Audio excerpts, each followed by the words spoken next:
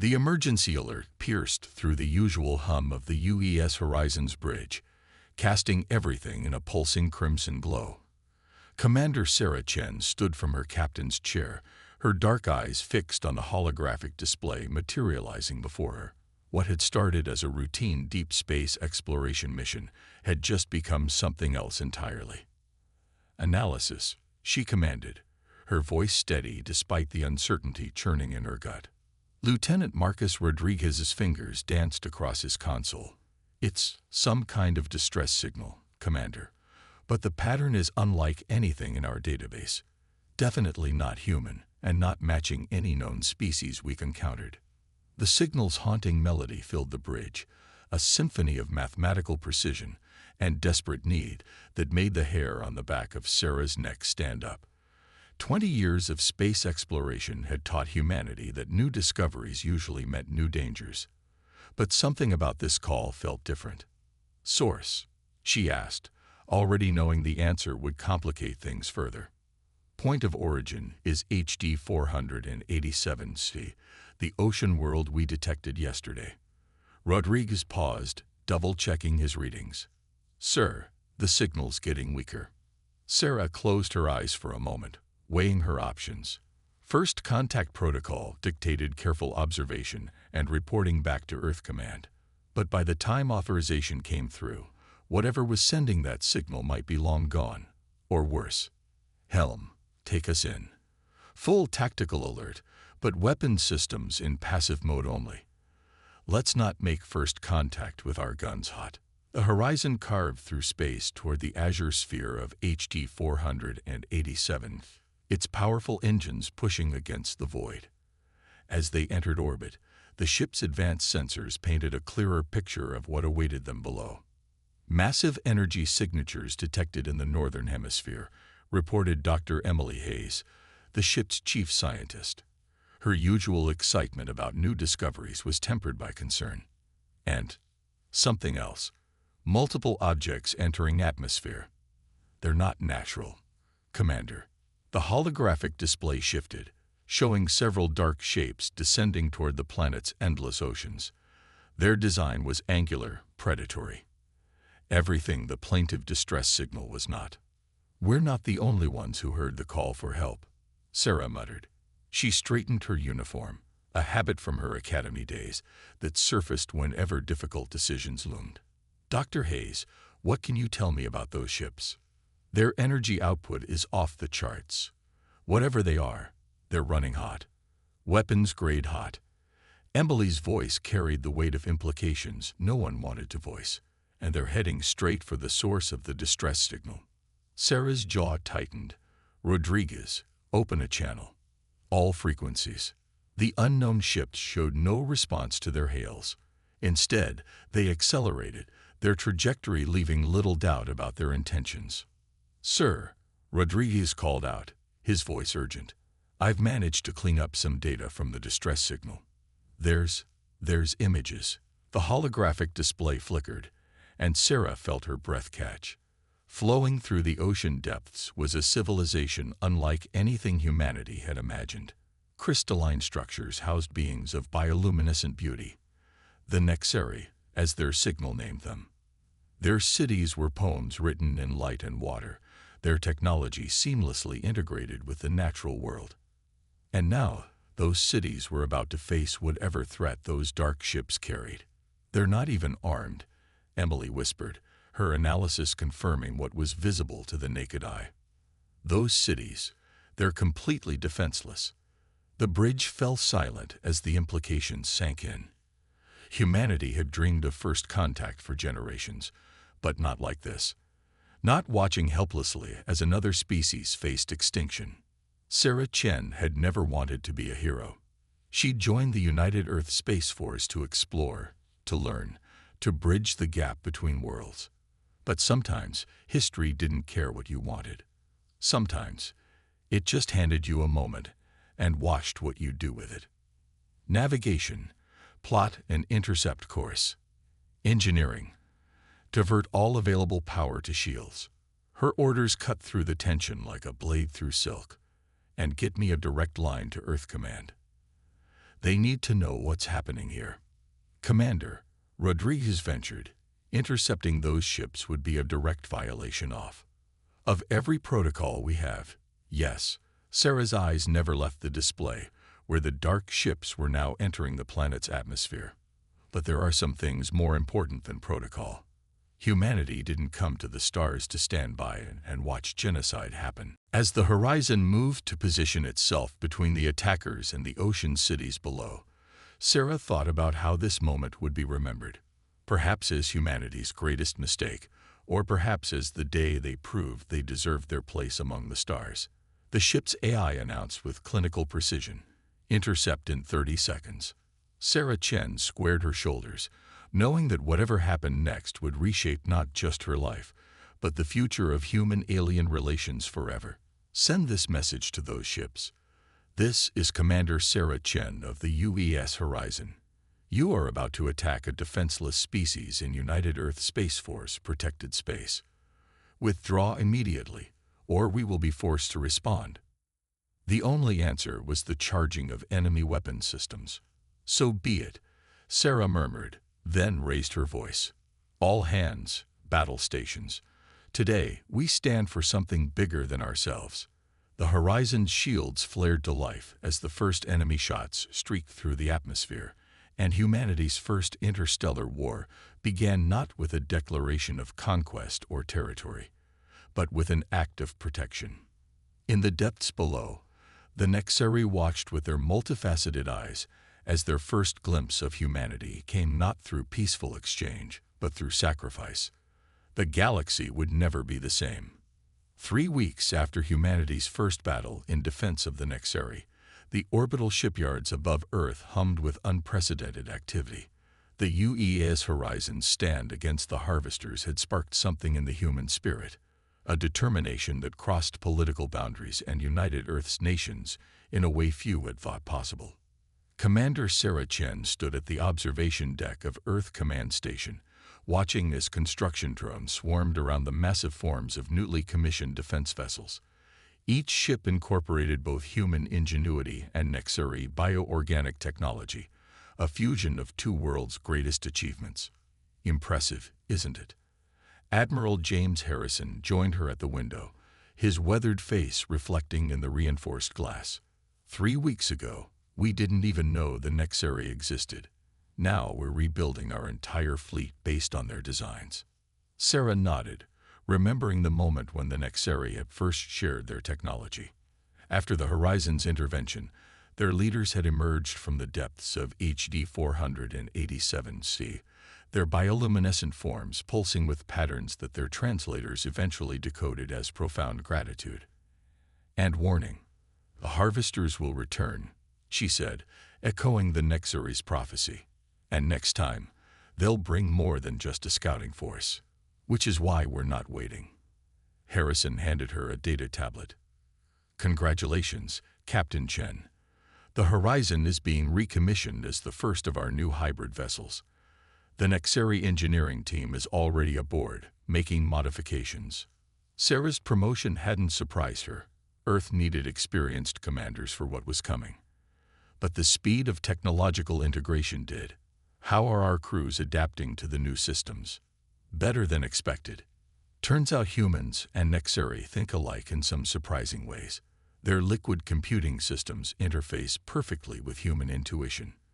It's like they were made for each other. A quiet chime interrupted them. Sarah's neural link activated, projecting a message from Dr. Emily Hayes, who had remained aboard the Horizon with the Nexari engineering team. Captain, you need to see this. 20 minutes later, Sarah stood in the Horizon's newly transformed engineering bay.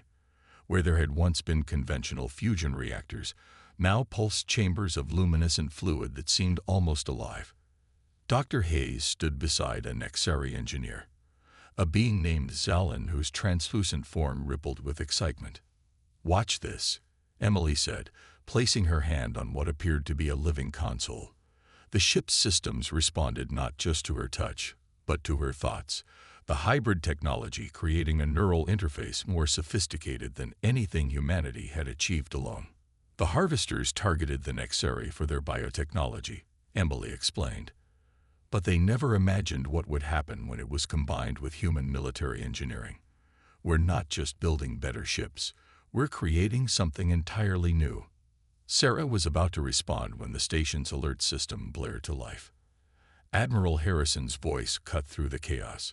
Multiple harvester signatures detected at the edge of the solar system. This is not a drill. All ships, battle stations, the Horizon's new systems came alive around them, responding to the crew's collective urgency. Through the neural interface, Sarah could feel her ship's readiness, its eagerness to prove itself in battle. "How many?" she asked, already moving toward the bridge. 37 ships, Harrison replied. "Largest fleet we've ever encountered." Sarah exchanged looks with Emily and their Nexari allies. This was the moment they'd been preparing for, but the defense fleet wasn't ready. Only 3 ships had been fully upgraded with the hybrid technology. "Admiral," Sarah said, her mind already formulating a plan, "request permission to lead the defense.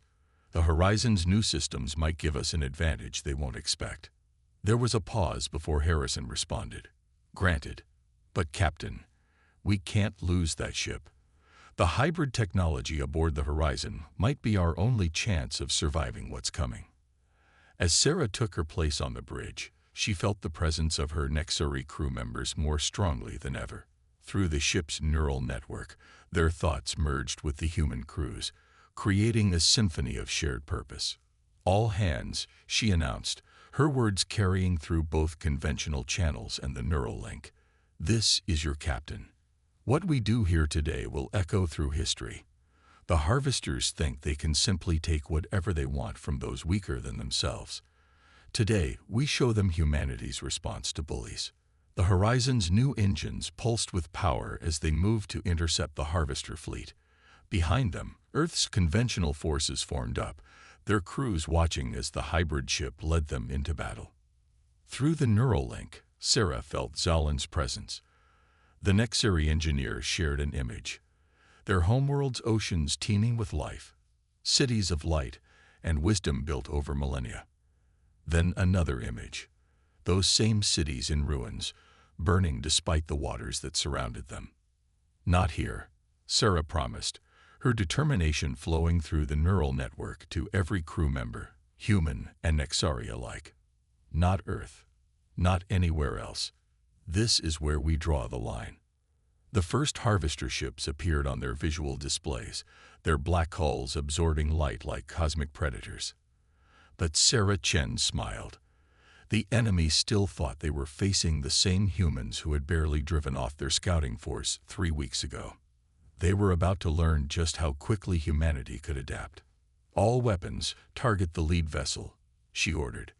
"Let's show them what happens when humanity and the Nexari work together." The Horizon's hybrid weapons charged, bioorganic technology merging with human military might. As the first shots were fired, lighting up the void between worlds, Sarah Chen knew that win or lose, the galaxy was about to witness something unprecedented. 2 species fighting as one, defending not just their lives, but the very principle that the strong should protect the weak. The battle for Earth's solar system had begun, and with it, a new chapter in galactic history.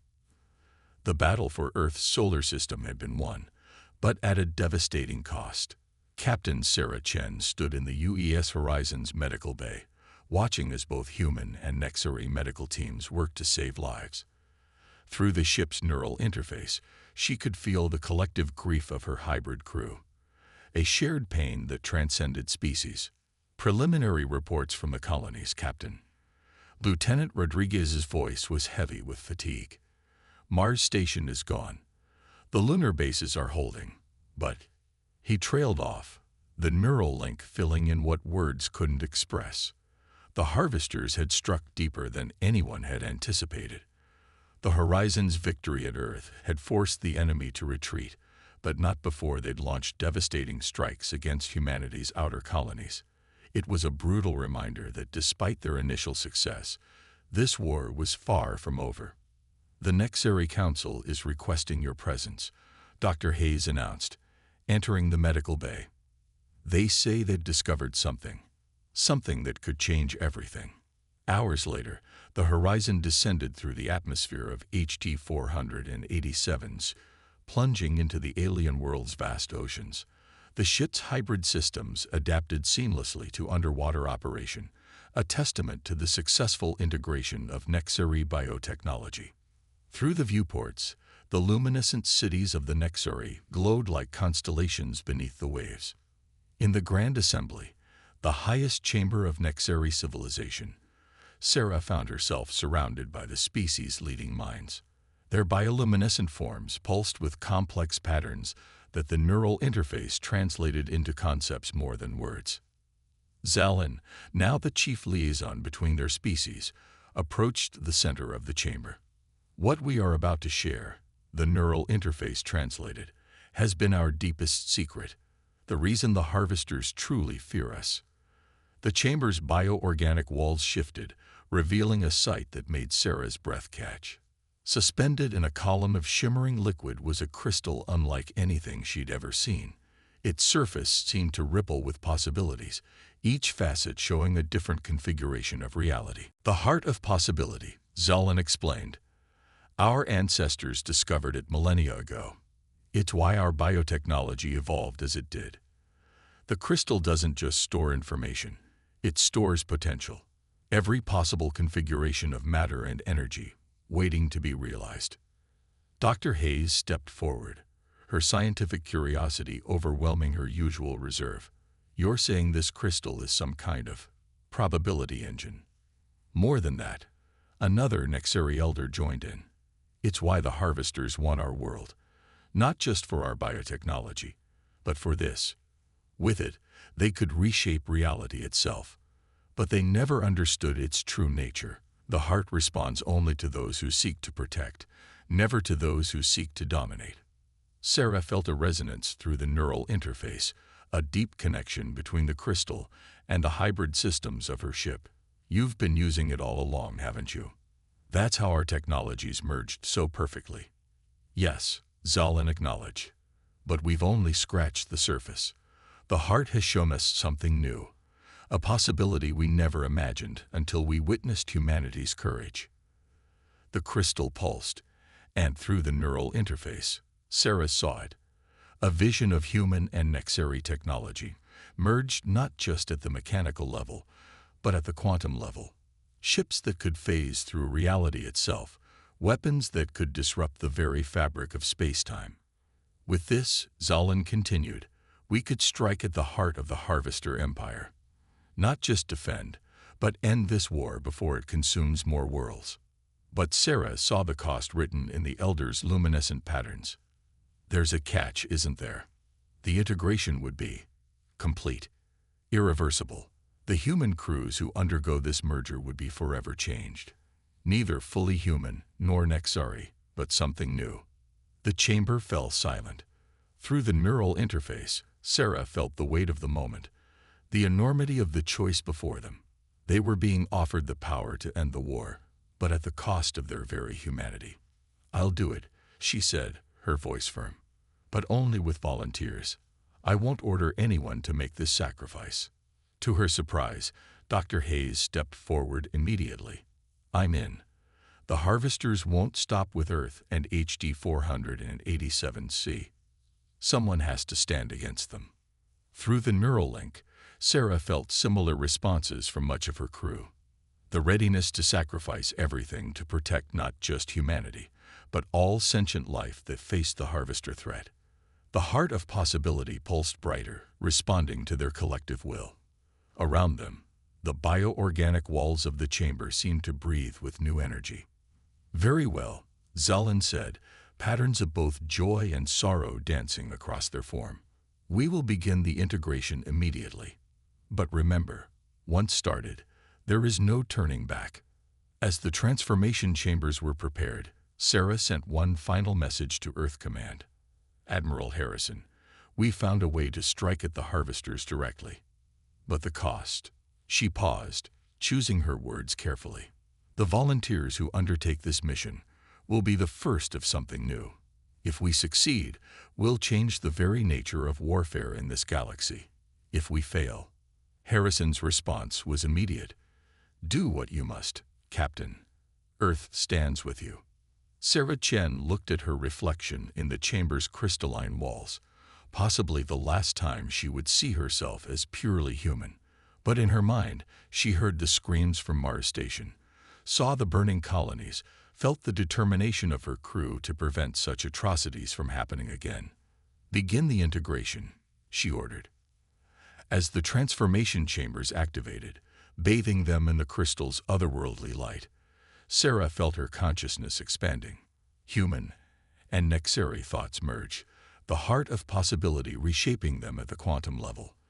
They were becoming something the galaxy had never seen before, a fusion of two species' greatest strengths, united by the will to protect. The deep strike was about to begin, and with it, the next phase of galactic evolution. The being that had once been Captain Sarah Chen existed simultaneously in multiple states of reality. Through quantum-enhanced senses, she perceived the Harvester Fortress world not just in 3 dimensions, but across probability spaces. The transformed UES Horizon, now more living entity than Starship, pulsed with the combined consciousness of its hybrid crew. Target in range. Lieutenant Rodriguez's thoughts resonated through their shared consciousness. Like Sarah, he had been transformed by the heart of possibility, his human form now interwoven with Nexari biotechnology.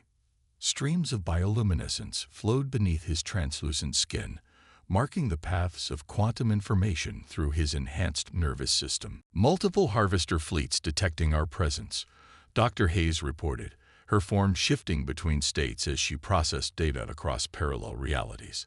"They're trying to track us, but our quantum signature is confusing their sensors." Through their merged consciousness, Sarah felt the presence of every crew member, human and Nexari alike. The transformation had changed them profoundly, but their essential nature, their determination to protect others, remained unchanged. If anything, it had been amplified by their new abilities. The horizon itself had evolved beyond recognition. Its hull now rippled with living crystal, able to phase between realities at will. Weapons powered by quantum probability could strike targets across multiple dimensions simultaneously. But their greatest advantage was their unity, hundreds of minds working as one, guided by shared purpose. "Begin the attack sequence," Sarah commanded, her thoughts spreading through the neural network. "Remember the simulations. We hit their command nodes simultaneously across all probability spaces." The first shot from the Horizon's quantum cannon split reality itself. Where harvester ships had once been certain, they now existed in states of probability, their hulls fragmenting across dimensions. Through their enhanced perception, Sarah's crew could see the enemy's confusion, their inability to comprehend what they were facing.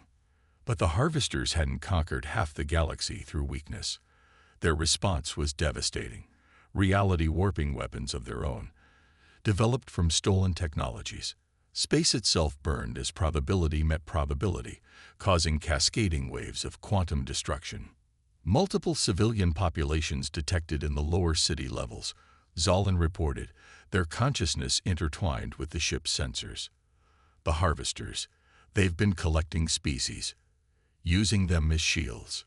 Sarah felt her crew's collective horror at the discovery. The harvesters hadn't just been conquering worlds. They'd been harvesting entire civilizations, storing them as resources to be used and discarded. New contact. Rodriguez's alarm rippled through their shared consciousness. Something's emerging from hyperspace. The void split open as massive ships emerged, designs unlike anything they'd encountered before.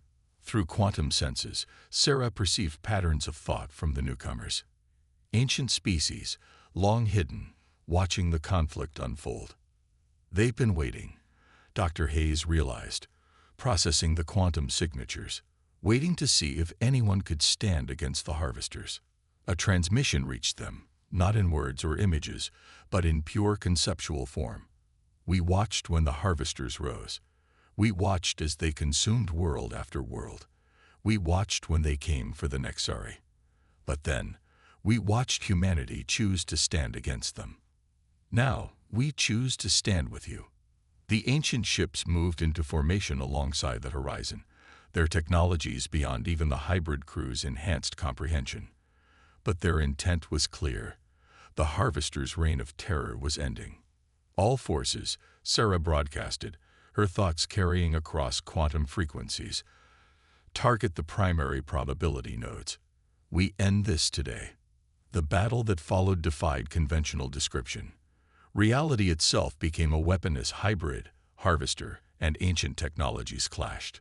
The Horizon's crew, their consciousness expanded beyond normal spacetime, orchestrated attacks across multiple dimensions simultaneously. But victory required more than just superior firepower. As they pushed toward the fortress world's core, Sarah made a devastating discovery. The Harvester's power source was a corrupted version of the heart of possibility, one that fed on the life force of their captured populations. We can't destroy it conventionally, Dr. Hayes realized. The quantum backlash would annihilate everything in this sector. Sarah felt a deep resonance from their own heart of possibility, carried within the Horizon's transformed structure. There was a way to end this, but the cost would be enormous. I need volunteers, she communicated to her crew. We have to merge directly with their power source, override it with our own quantum signature. The response was immediate, not just from her crew, but from their ancient allies. Together, they would rewrite the very laws of probability in this sector of space. As Sarah led the final assault, she felt her consciousness expanding one last time. The boundary between self and universe began to blur as they merged with the quantum fabric of reality itself. Through their sacrifice, they would not just defeat the Harvesters, they would fundamentally change the nature of existence in this part of the galaxy. The Horizon's hybrid crew, together with their newfound allies, became pure energy, pure possibility. Their final act would echo through time itself, a testament to the power of choice, sacrifice, and the unbreakable bonds formed between different species united by a common cause. As consciousness faded into quantum probability, Sarah's last human thought was of Earth, of the Nexari homeworld, of all the civilizations that would now have a chance to exist free from the Harvester threat. They had changed the galaxy not through dominance, but through the willing sacrifice of self for others. In that moment, humanity's legacy was secured not through conquest or power, but through the ultimate expression of their finest quality. The willingness to stand and fight for those who could not fight for themselves. The light of their sacrifice spread across reality itself, and the age of the Harvesters came to an end. 3 years after the Battle of the Probability Core, Admiral James Harrison stood before the newly constructed Quantum Memorial on Earth. The structure defied conventional physics, existing partially in multiple realities, a fitting tribute to those who had sacrificed themselves to end the Harvester threat. Through the memorial's quantum resonance field, echoes of consciousness still pulsed. Not quite thoughts, not quite memories, but traces of those who had transformed themselves to save the galaxy. Harrison could almost feel Sarah Chen's presence, along with her hybrid crew, their essences now woven into the fabric of space-time itself. "They still exist, you know," said a familiar voice. Dr. Emily Hayes approached, one of the few hybrid beings who had survived the final battle. Her form shifted subtly as she walked, quantum possibilities dancing beneath translucent skin. Just differently than before. The Admiral nodded, watching as delegations from across the galaxy gathered for the ceremony. Representatives from 100 species, including many who had been imprisoned by the Harvesters, had come to mark this moment. Among them, the ancient races who had finally chosen to emerge from hiding, drawn out by humanity's stand against tyranny. "The quantum corridors are stabilizing," Emily continued, her enhanced senses perceiving multiple layers of reality simultaneously. What Sarah and the others did, they didn't just destroy the Harvesters. They fundamentally changed how space-time works in this sector, created new possibilities for connection, for travel, for understanding. Above them, ships of various designs moved through the quantum corridors, new trade routes that linked civilizations across unprecedented distances. The barriers between species were breaking down as the hybrid technology spread, not through conquest, but through willing sharing of knowledge. The Nexari delegation arrived, their bioluminescent forms now a common sight on Earth. Zalin, now serving as the chief ambassador between species, approached the memorial. The heart of possibility showed us many paths.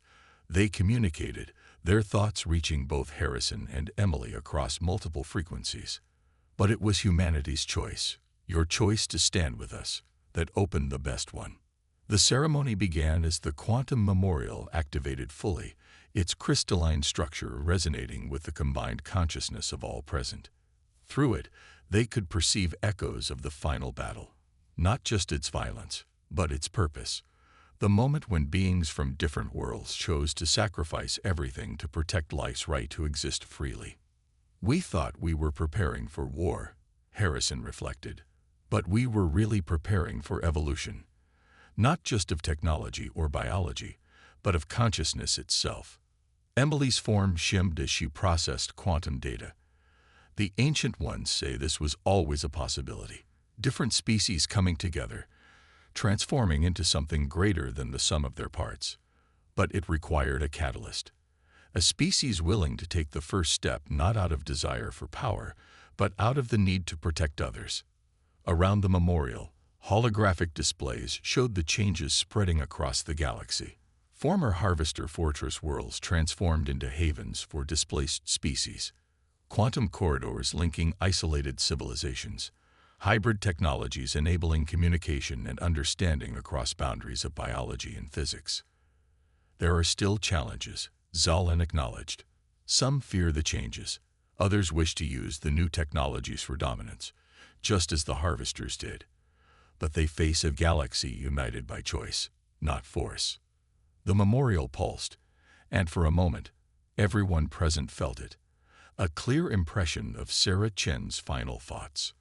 Not regret for what was lost, but joy for what was gained. Hope for what different species could accomplish together. She knew, Emily said softly. Even at the end, she knew this wasn't really an ending at all. Harrison touched the memorial's surface, feeling the quantum resonance. No, it was a beginning. Humanity's first real step into the galaxy wasn't about exploration or conquest. It was about standing up for what's right, no matter the cost. As if in response, the quantum corridors above flared with new energy. Ships of hybrid design, crewed by beings of multiple species, moved between the stars with unprecedented freedom. The galaxy was transforming, not through war or dominance, but through willing sacrifice and cooperation. The Harvesters believed strength came from taking, Zalin observed. They never understood that the greatest power comes from giving, from choosing to stand together. The ceremony reached its climax as the memorial synchronized with similar structures across the galaxy, a network of quantum consciousness linking all spacefaring species. Through it, they shared not just knowledge but understanding. The barriers between civilizations dissolved not through force but through choice. In the quantum resonance, echoes of Sarah Chen's consciousness pulsed one final time. She and her crew had become something else, something new, guardians woven into the fabric of reality itself.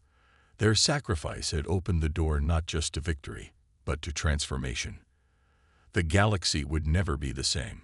But then, that had been true from the moment humanity had chosen to defend a species they barely knew, proving that the greatest changes often come not from the pursuit of power, but from the simple choice to stand up for what's right.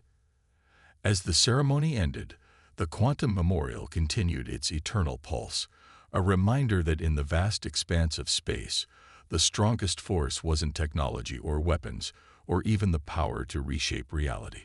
It was the willingness to sacrifice everything to protect others. In that choice, humanity had found not just its place among the stars, but its role in shaping the galaxy's future. A future built not on dominance, but on the simple, powerful truth that different species standing together could achieve things none could accomplish alone.